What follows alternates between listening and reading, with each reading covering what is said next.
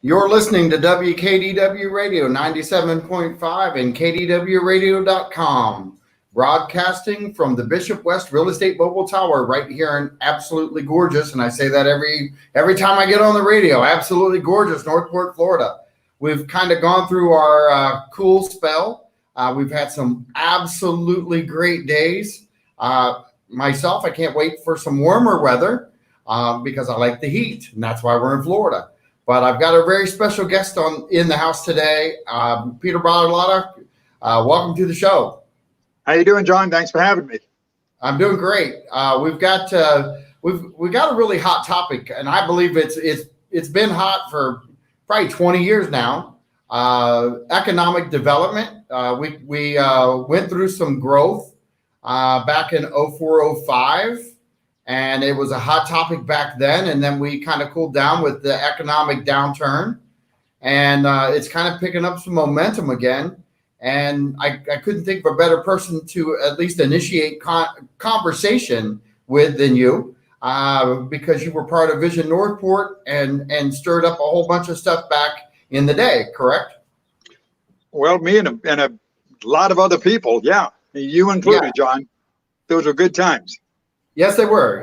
Learned a lot. Learned a lot about the inner workings of the city.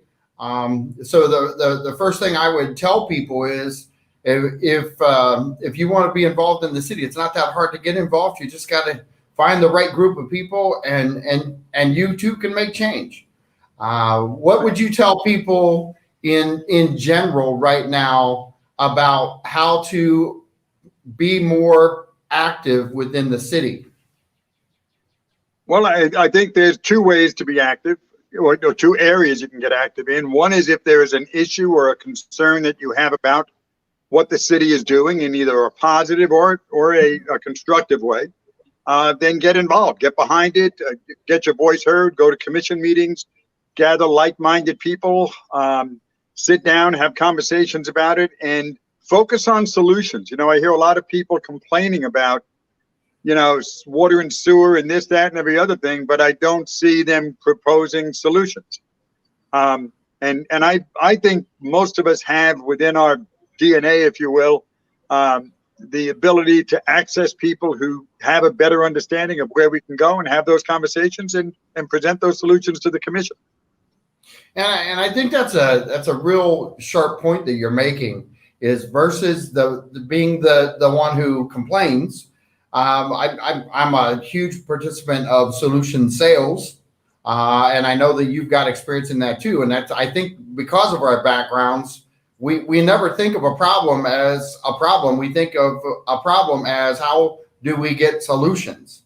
And I think we're both like-minded in that regard. I agree. Yes, absolutely. Well, one of the biggest and the toughest questions that I'm going to pose to you today is, what is economic development and what's it mean to a town?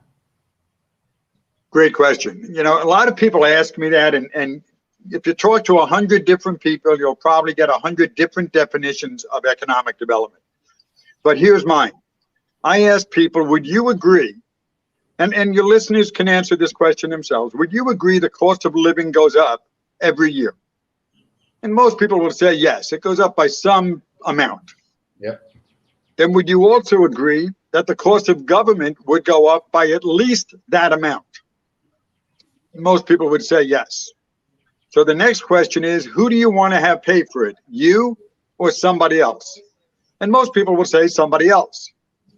That to me is economic development. It's looking for alternative tax bases.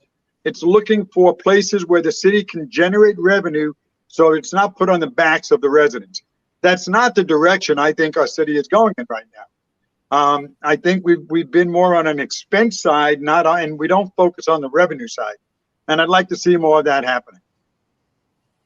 Well, all right, let's talk about that for a few minutes, because I think people look at their town a lot of times and they say, well, what are you talking about revenue? How can we generate revenue as a town? Because we've talked a couple of times, but one of the biggest problems we have is, can you name something that we're doing right now that is a revenue generator for our city, and then leap off of that example and give other ideas and areas that you think we should attempt? Sure. Northport's a unique city in the sense that it's got some 60,000 or so platted lots. So you've got all of this land, the 90 square miles that were platted, and there was basically 60 by 100 lots, quarter-acre lots. The city, I think, in its wisdom, probably 15, 20 years ago, annexed two large chunks of land, which was West Villages, which is known today as West Villages, and what is known as the Orange Hammock, which was another 5,700 acres. Both of those communities looked at, because they were large tracts, they could do large developments, and they were gated communities in essence. Well, that's a form of economic development, because those communities, people are willing to pay more for the homes. And what's your tax based on? The value of your home. So if you increase the value of the homes, you're generating additional revenue to the city. It's a form of economic development. The other traditional approach is to bring a company here that will hire 500 people, and those salaries become taxable, and it's revenue that those people spend in town and spend with the restaurants and the lawnmowers, the lawn care services and the shops. And that money is generating revenue and sales tax and what have you to the city. As those businesses come in, those businesses generate a sales tax, a tax to the city, and a property tax, which is a lot higher than the residents pay. So that's one approach, is to develop it from inside as a quote unquote bedroom community. And that will in itself generate revenues. I don't believe it generates enough. And what happens is there's a real tight line you've got to walk, that you don't price those expensive homes out of the market, because those people that are coming down here can move 1 or 2 towns over and get just as much for less money if we tax it too much. So you got this balancing act. So you're kind of limited on what you can generate with that. The other approach is to work a combination and to bring in businesses that will support the community and do things in the community that will generate, more expensive business buildings, which we pay tax on. They pay tax on. That comes into our coffers. Opportunities where revenue is spent by the residents and sales tax is paid, and that comes in. And we don't do enough of that, in my opinion. We kind of have that going on a pretty steady stream. There's nothing that's been major, in my opinion, in the city that's generated any kind of a change to that, or anything other than maybe the Brave Stadium. I think is a good catalyst that will stimulate economic metabolism. And by that I mean, if you put something in like a stadium, other things will occur around it that will generate a stronger economy. So there's a lot of ways you can, and they are, yes. And there's a lot of ways you can generate economic development, but it all starts, and you and I have had this conversation, it all starts with a plan, with a vision. What do you want the city to look like 10 years from now? What's it going to be? What is Northport going to be known for? Right now, it's known for affordable housing. And people always take this out of context when I say it, but I'm going to say it anyway. I'd love to see Northport's affordable housing being $1 million a home. Because it means that there are $20 million homes being built.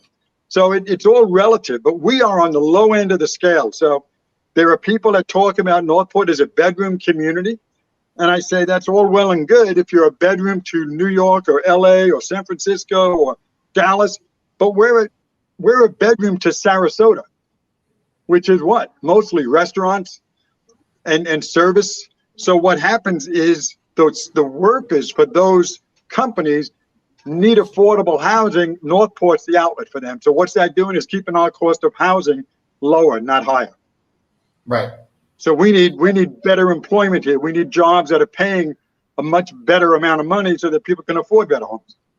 Well, and I'm going to throw something in there because one of the things that we had talked about for a long time. I'm not going to throw numbers out there now because it's kind of uh, upsetting because We Venice can't be now. that old. Yeah, well, yeah, that's true. But Venice now captured the hospital from Sarasota Memorial. I understand on logistics why they did that, but you talk about an opportunity to change the outlook of a city that's the size that we are, is to have a hospital. And you talk about an anchor changing the environment. That hospital would have absolutely changed our community as we see it today. I couldn't agree with you more. You know, the two things I was involved with that really shifted my thinking was Vision Northport, which was a citizen-based organization that I thought created some of the best ideas for the city to pursue, and they were really well documented, and you know, financials applied to it and the whole 9 yards. And the other was the private EDC. And in the private EDC, we had only senior executives on our board. They were all presidents and of their companies or senior vice presidents. And we had 3 hospital CEOs sitting on our board. And try that sometime. Try to get them to talk about what their plans are when the other competing hospitals are sitting at the same table. And one thing I got them to agree to, or they came up with actually, and I agreed to it, was we don't need another hospital here, but we sure could use a teaching hospital. And think about that. No, I'm not disagreeing with you. So we reached out, and you know, economic development is all about connections. It's who you know. One of the board members knows the people at University of Florida in Gainesville and knew the connections at Shands, okay, which is a teaching hospital for the University of Florida. And they were talking to us at the private economic development level about bringing a branch of that to Northport. That's exciting. You know, we looked at it, and the other thing I learned from these CEOs was one of the hospitals would actually, the trauma center for the neurological trauma was being outsourced through telecommunications, where if a patient was brought into that local trauma center, they had a hookup with a firm, I think they were in North Carolina, which were staffed 24/7 with neurosurgeons, and they would be looking at the patient. They could see the sweat on their brow and directing the staff on what to do and how to stabilize that patient. So I said, why can't we have one of those here? You know, a great location. It's a high-paying job, and it brings again. So we started talking about a medical corridor of those support kind of services and making Northport the head of that, the hub for that. But again, we couldn't move it forward. And I'm going to ask this question, and I kind of know the answers, but what prevents a city of our size now from getting into the medical side of things? I mean, we don't even have our own surgical center, let alone a teaching hospital, let alone a hospital with which, honestly, we probably have enough nursing staff within our own city right now that we could staff a hospital. I would agree. And Sarasota Memorial putting a location in Venice, I think that's all financially driven. It's got nothing to do with anything else. But to answer your question, how do you make something like that happen? I sent you a slide, and it was from the EDC, and it was David Jones, who at the time was the principal of Northport High School. And he said, and I'm going to read it, cities change because people of vision and commitment come together to dream the future. We don't do that in Northport. We talk about stuff. We don't talk about a real vision and then putting the pieces together to make that vision a reality. And I thought that was, I mean, he said that at a meeting, and it just stuck with me. And it ends every time I made a presentation on the EDC, I ended it with that, because that is the key. Without that, you can have all the meetings you want and whatever, but we don't have that vision at the I think it really belongs at the commission level. And you know, without that, you're not going to get anywhere. So, and I spoke with somebody back in the day when I was publishing in Charlotte County, a monthly magazine. And a gentleman called me, and he thought it was good what I was doing, because I always tried to get both opinions, you know, on both sides of an issue. I used to call it, "Hey, it's just my opinion." It's Right. not anything. So what's yours? And people would write back, and it was kind of fun. But he said he brought up a place called Cobb County in Atlanta, in Georgia, and he said, "Do you? Okay, well, maybe you can verify the story." He said Atlanta was built because of one commissioner who had a vision. And he did what our elected officials are supposed to do, in my opinion. He promoted that vision.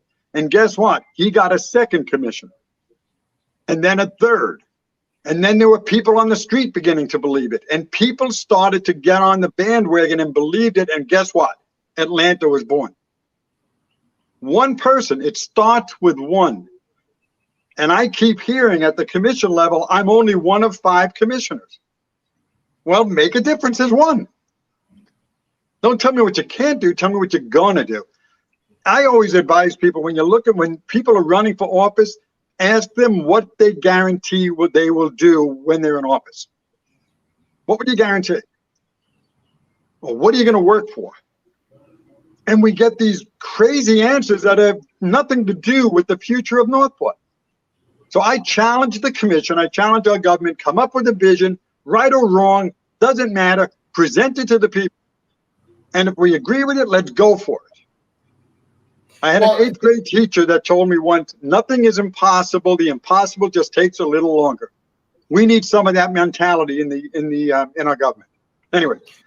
The question I have to follow up on that, is that as we start these projects, do you think when we have a really razor's edge focused on a topic, which we have done that before, and that was back in the last economic boom, do you think that gets watered down with maybe too many other ideas, and maybe instead of keeping that laser focus on that set plan, people think I can do all these things at the same time?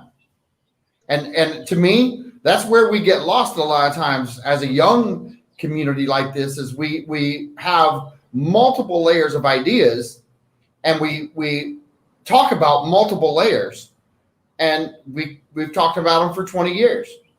Yep.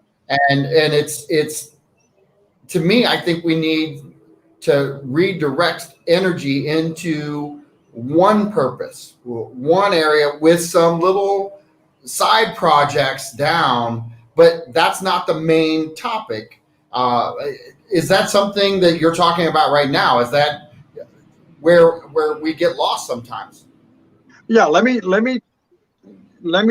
present it this way, and this is not set up this way, but I gave you a second slide. That was the Northport Economic Development Corporation's a summary to the vision to the future. And what we did is we in 1 year's time, in 1 year, we created this plan. And the plan, it's the summary page, says we're going to generate between $250,000 and $770 million worth of new construction and 1,700 new jobs. And then on the right side, we had 5 project areas. There was the Main Street, there was ecotourism, there was Warm Mineral Springs, there was West Villages, and there was Toledo Blade Corridor. And there's detail to each one of these and what could go there. What I would have done, what I think needs to be done, is you take something like that. Now there's 5 different pieces to a vision, and then you start promoting that. And I'll give you an example. I was talking with a number of developers about town centers, because everybody wants to see a town center in Northport. And basically they came back and said town centers only work when there's a high urban population, which means a concentration of a lot of people in a very defined geographic area. We may be the largest city in the county with 77,000 people, but we're spread out over 104 square miles. Right. So it's not concentrated. So what we came up with is a concept that would be up on the Toledo Blade Price Boulevard area. That would be a regional entertainment district that would market from Tampa to Naples. And it would be a place for people to go that would have, it would be the equivalent of a town center with all sorts of activities and things to do where people could spend their time and spend their money. And they would come from outside of the city, but the residents of Northport would get a very vibrant town center as a result, without having a high urban population around it. So that was a way that we were able to satisfy what the residents were looking for and making it financially feasible. So there are solutions out there, but you got to be sitting around a table and talking about it. And I tell you, we presented this plan and we never got a call from anybody at the commission level asking, how would you do this? How did you come up with those numbers? Everybody thinks it's my plan. I had nothing to do with it other than I presented it. Okay, because these CEOs aren't going to be sitting around and going to meetings in Northport and promoting a plan. But right. So I was the spokesperson. I don't think there's one idea in there that's mine. Vision Northport, you know me well enough, John. We had a ton of ideas. None of them were mine. They were the people came up with the ideas. I sat in the meetings with them and I helped keep it on a path to where it could be viable. But I didn't come up with there were none of my ideas. We created a forum for dialogue. And that's what's needed in Northport. I think we've got so much potential here. But it seems like we've got a commission that doesn't want to embrace these kind of programs. They do studies on what Northport how we should do this. And who do they ask? The residents. The residents don't know. If you want to know how to get a hospital here, you should be having lunch once a week with every single CEO of a hospital in the region. They'll tell you, but you need to spend time and develop a relationship with them. If you ask the residents, they'll tell you what they want. Yeah, I want a hospital. I want this. I want that. I want that. But then you don't have the money to pay for it. So it winds up dead. So there needs to be a way to put the private sector and the government sector together and to stop looking at being a threat to anybody and say, how do we make Northport a vibrant community that is potentially can become? That conversation isn't happening. Well, and what does it take to get that conversation going? Go ahead. Go ahead. We're talking about it again today, and I know you're going to agree with me on this, but we had this conversation in 2004. Yeah. And we're having it again today.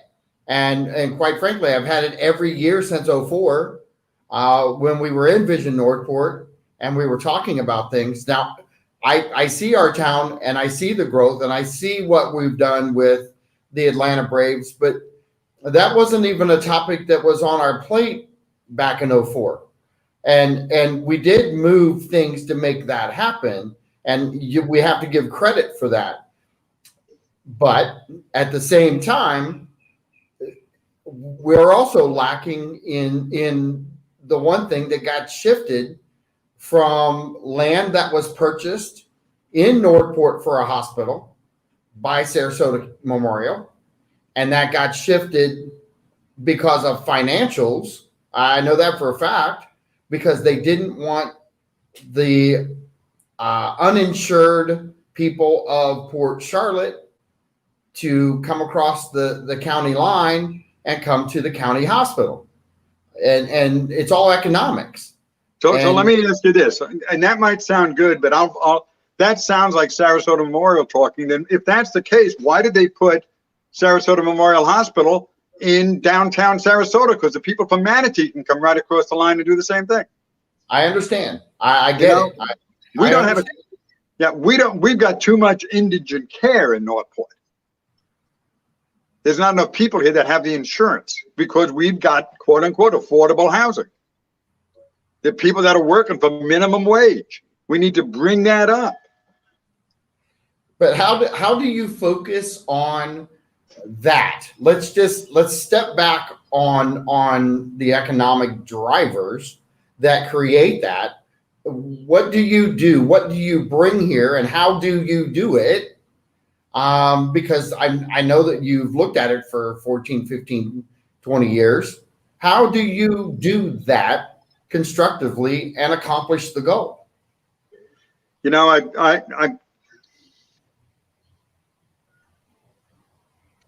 I'm not sure I know, but let me tell you what I do know.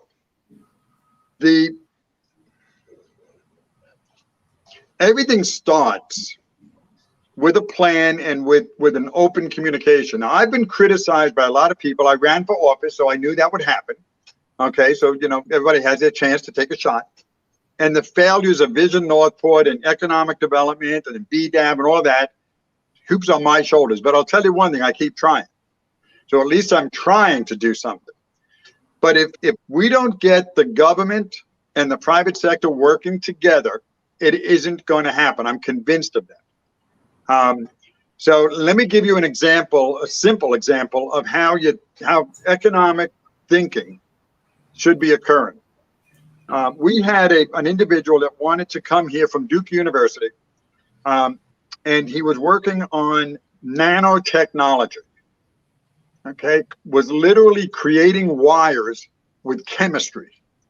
That's wild to even think about it. You can't see them, but look at the implications of it. With nanotechnology, you could put, you know, robots into your body. You could do all sorts of neat things with that tiny technology.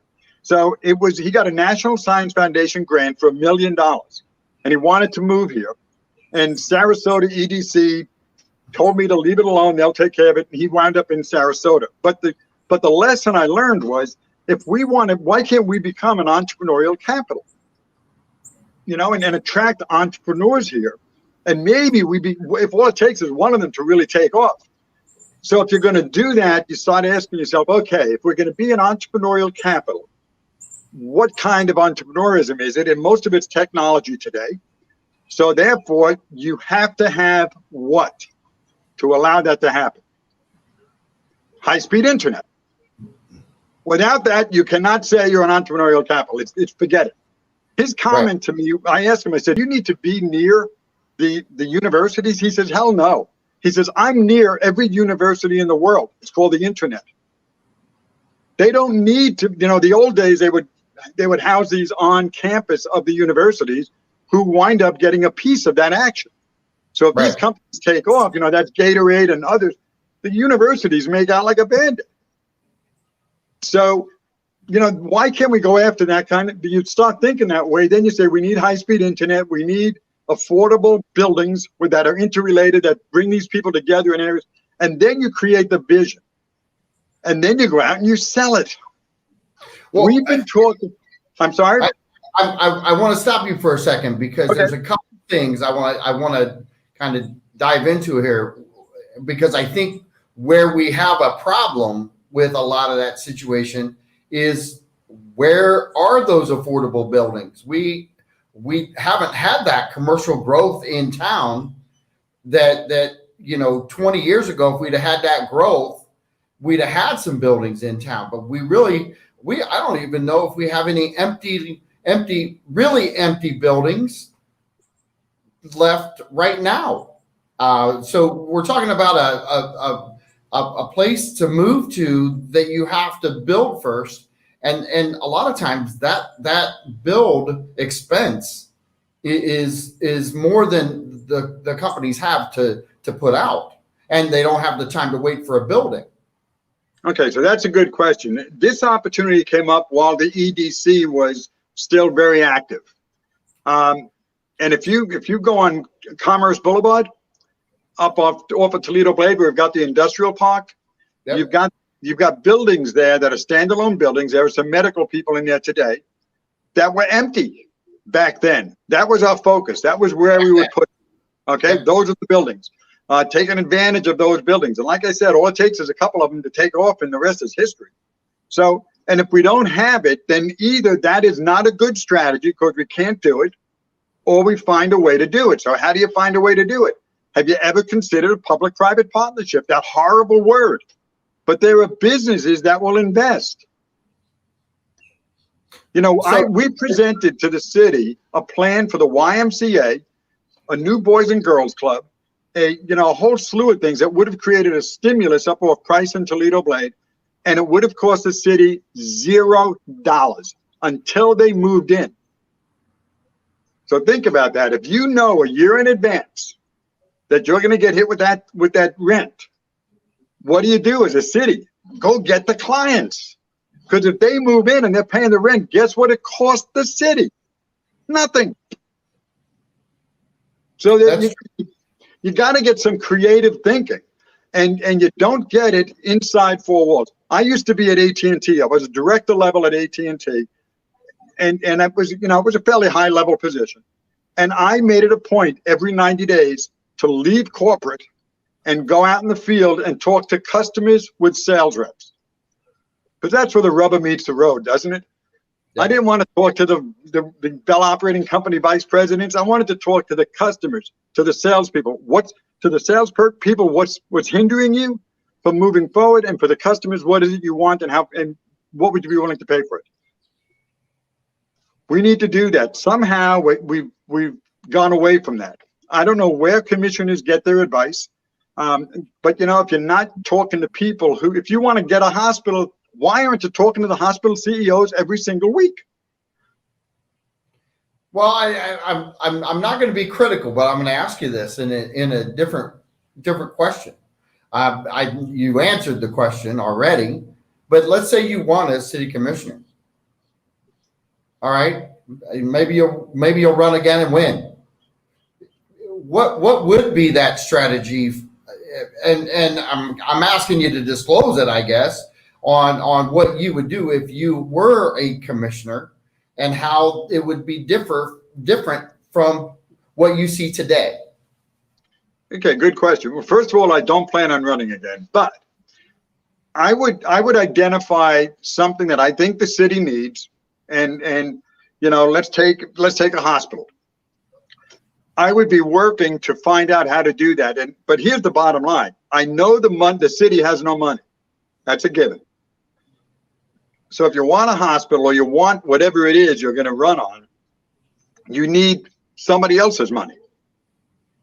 I would spend my time finding out who else would partner with me on that. There are partnerships being dropped unbelievable partnerships. You want high-speed internet? There's one town, I love this, they created a co-op. They got high-speed internet, gigabyte internet, right? Run through a co-op, because think about it, once you lay the cable, what are you doing? It's administration. And the city is getting something like $1 million a year or more kickback. Hello? There are ways to get things done. You got to get out of City Hall and find people on the outside that'll work with you to do it. And let me be sure people understand what I'm saying here. Government needs to run slow. It's good because it's more cautious than the private sector is. The private sector can gamble a lot easier, because it's their money. So the government needs to play that stable role, but that stable role does not work to get programs going. So what the focus should be is, how do you put the two together to make it work? And right. I don't know if this is true or not, it's just my impression, but I strongly believe that government is intimidated by smart people. I had a commissioner say to me, "Are you saying I'm not smart?" I'm saying, no, I surround myself with smart people. I don't know anything about hospitals.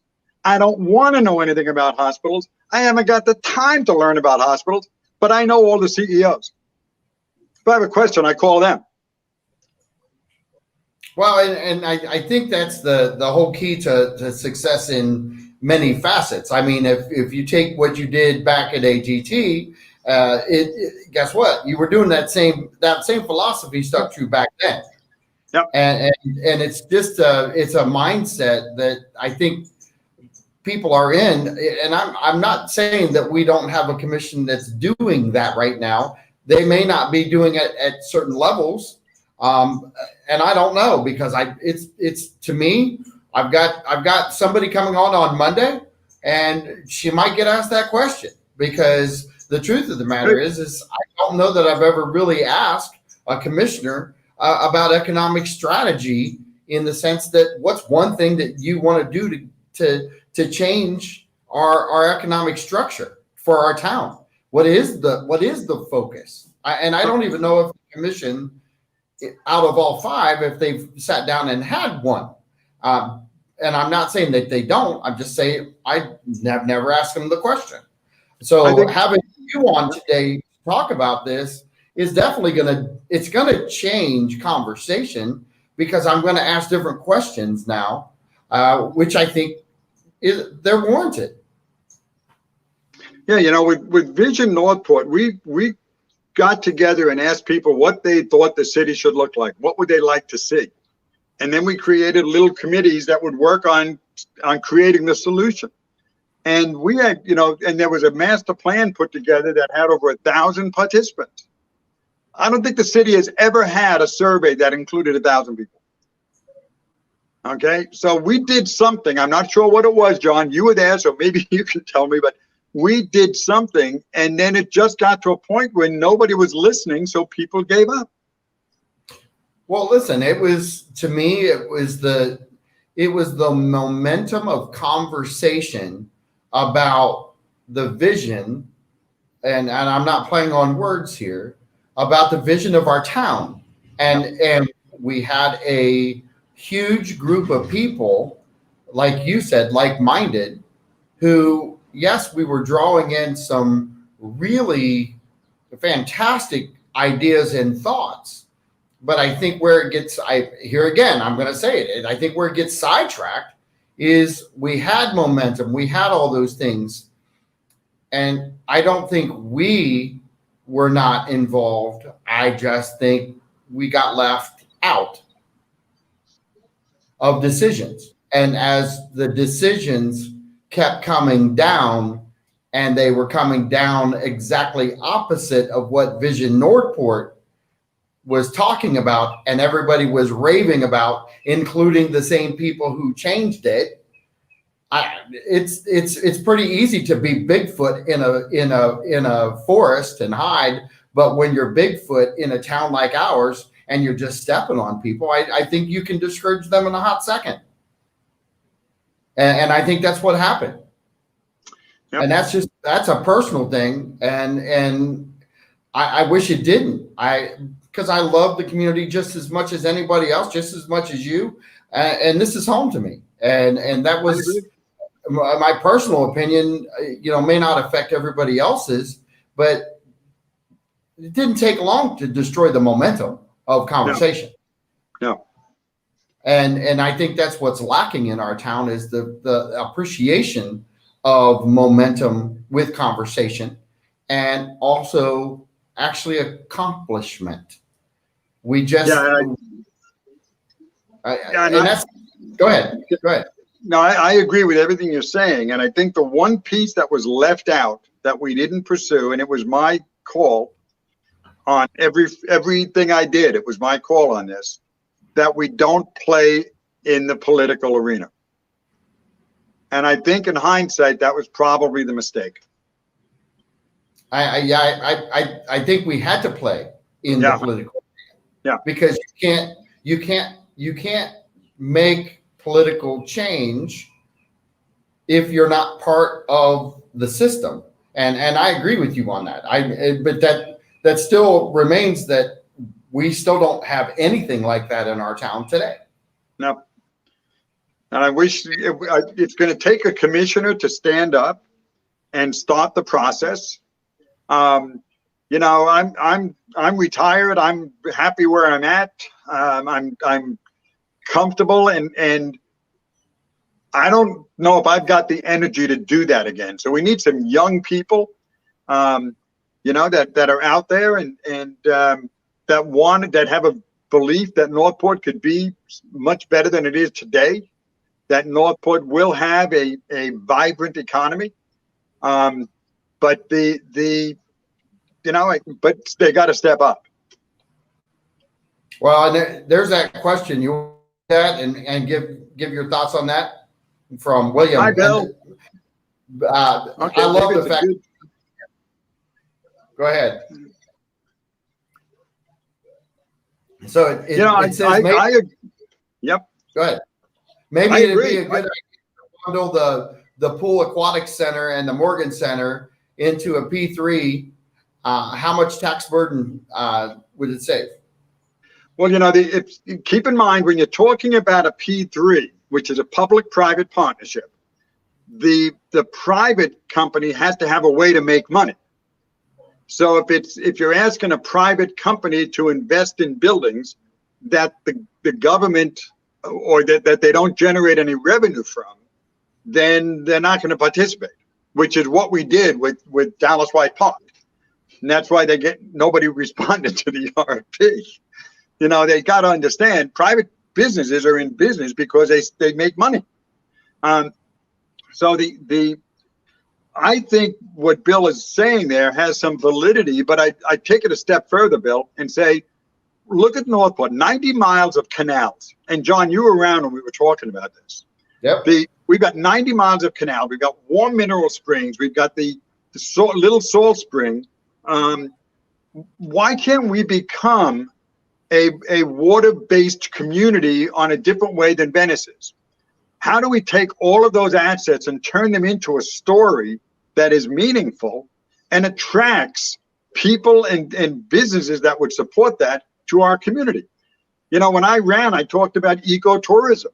We have what is it, 10,000 acres in Deer Prairie Creek. There's 30,000 acres with the Carlton Preserve. We've got the state park.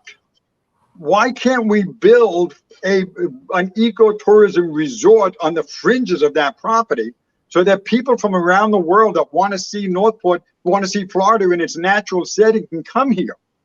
And by the way, when you build that building, how about you build a really nice parking lot for the Northport residents to come and park their car and have access to all of these preserved lands that we've spent taxpayers' dollars on?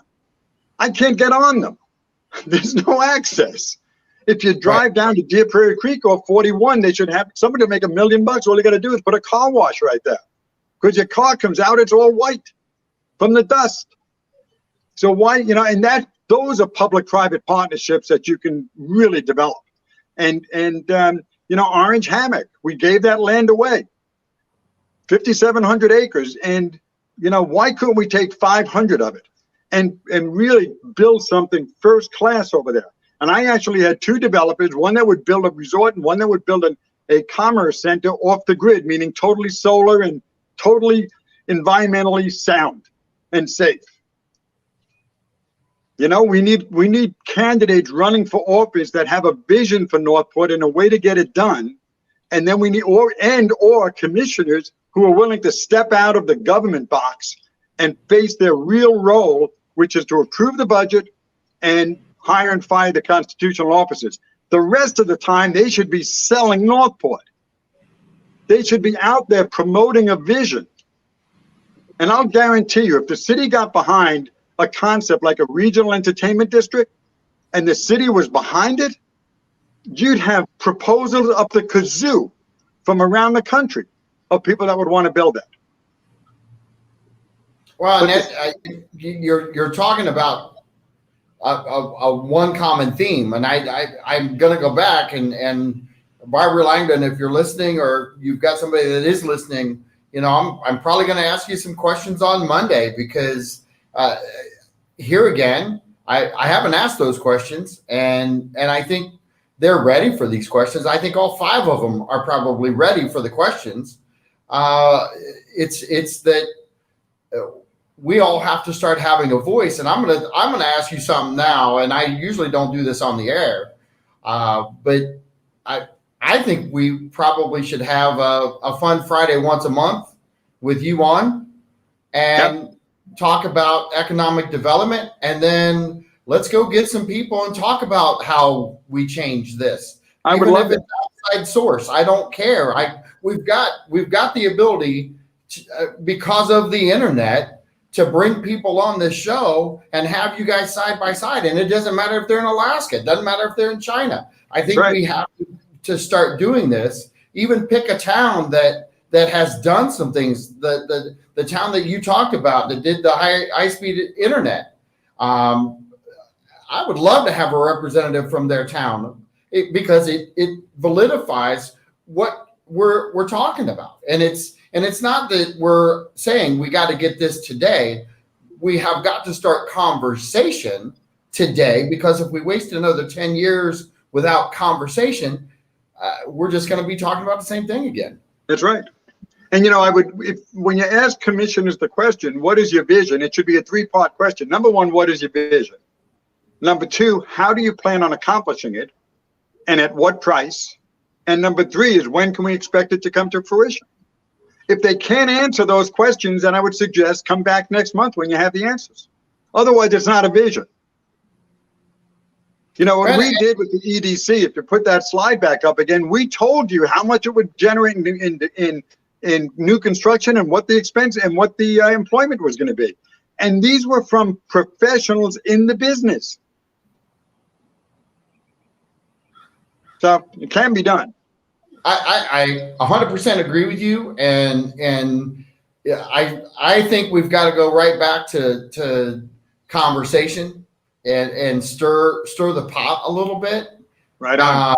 And I think it's a good idea, and I think we just start advertising this out. So you tell me, which Friday do you want? You got one to 4 to pick from. Sometimes the 5th, but you pick the Friday that you want to make it yours, and I'm putting it on the calendar, and it's going to be a monthly thing, because here's the one thing I told him when he came on the show: we're going to run out of time, and we only have about 4 to 5 minutes left, and I knew this was going to happen. I can't imagine having other people, even a commissioner, come on with us and have this conversation, whether it's a back and forth. You can't get anywhere without some debate and conversation and getting people involved. And I truly think that we have to have more forums like this today. And I'm going to say this too: we wouldn't have had this opportunity through radio to be live on Facebook, Real Talk 97.5, and not the station wouldn't have had this format if it wasn't for Marie, who does a great job at our radio station, runs her wonderful shows. And I just think that now that we have StreamYard to make us viable and get this information out in mass, I think we should use it to its fullest extent. I agree, and you can put me down if you want for the last Friday of each month. You got it. It's yours. Okay, just shoot me an email confirming it, and we're in. Yeah, done deal. So Marie, this is outstanding. This is impressive, man. This is like the real deal. Next thing is anybody that comes on now, no matter where they're at, we can take their information, we can put it up on the screen, we can have a real conversation, and it's not a lunch. It's 55 minutes of real dialogue that hopefully we can start getting things done. Yep, it's not the 4th Friday. You want to make it the 4th Friday or the last Friday? Well, if it's the last Friday, sometimes it's the 5th. So I don't like to do that because it throws everybody off. So we'll do the 4th Friday of the month. You got it. It's more consistent. Okay. It throws me off on Mondays when we have that 5th Monday, because I have the book, and then I got to panic and rush and get somebody. But it's kind of cool when we stay, because even with this conversation with Vision Northport, we stayed steady at it. Okay, the commissioners today, they're still staying steady at it. They're still doing their job. They're still at it. They're grinding. I think people are more attracted to consistency. And if we want to build a network of people and make this really a good conversation for our town to get involved in, I think we have to be consistent with it. But we also have to encourage people like William or Bill, who always ask questions throughout this process. So any listeners next month, anytime during the show, you can always type in your questions. They come right up on the screen, and we can respond to those. And I think that's even better for us. Love it. That's good. Yep. So totally. I I've got a few minutes left, but is there anything you'd like to? Let me spike the ball here a little bit, because there is a question I have, and I know you can't answer it this fast, but you can set the table for next month. Why is it that everything that happens in Northport, just like the story you told, and the business never ends up here? It's either Port Charlotte or Charlotte County or Lee County or Sarasota County, but we've had opportunities here and they've gone elsewhere. Why does that happen? I think the bottom line is we're not out aggressively pursuing opportunities. We think we are, but we're not. We're constantly being told we need to have a building and we have to have the infrastructure. We need all that stuff. And the truth be told, we can put the infrastructure and everything in if the right opportunity is there. You know, if NASA wanted to put a West Coast launch base here, trust me, we'd find a way as a city, I would hope, to make sure we've got that infrastructure in. We'd work together. What you need, what we don't have is the private sector involved. You know, without that, those are the guys with the contacts. Government people have to stay within the government confines. They're not really set up to go out and do that kind of work. Where the private sector, that's what they do all day long. These guys are talking to building companies that are looking to move to different locations. And what do you want to have? I've said it to commissioners. You want to fix the ULDC? Call the 5 biggest developers in our area. Ask them to tell you which city of our size has the best ULDC code in their opinion, and have them send you a copy. Boom. Yeah. Then modify it a little bit, tweak it here and there for Northport, but you're done. Elaine is one of my favorites. Yes. Hi, Elaine. Great reporter. Honest to God, that's a great question, but we are out of time. Okay. And I want to start next month's show with Elaine's question, because we were hitting on that, but we don't have enough time for you, for sure, to go into that. Because I know you need another 15 minutes to handle that question. You got it. Okay. Right, hey, well, this was fun. This was awesome. I love the fact that you're on. Now I love the fact that you filled a Friday and we can be consistent and get some stuff done. Thank you so much for being on. Thank you. And special thanks to Marie. Great job. Absolutely. Absolutely. This is John Rawings and Peter Bartolotta saying thank you very much. Have a happy Friday. Drive safe. Drive slow. Get there safe. There's no reason to go to the hospital. Right. And there's no reason to put everybody else at risk. Be safe out there. Have a good weekend.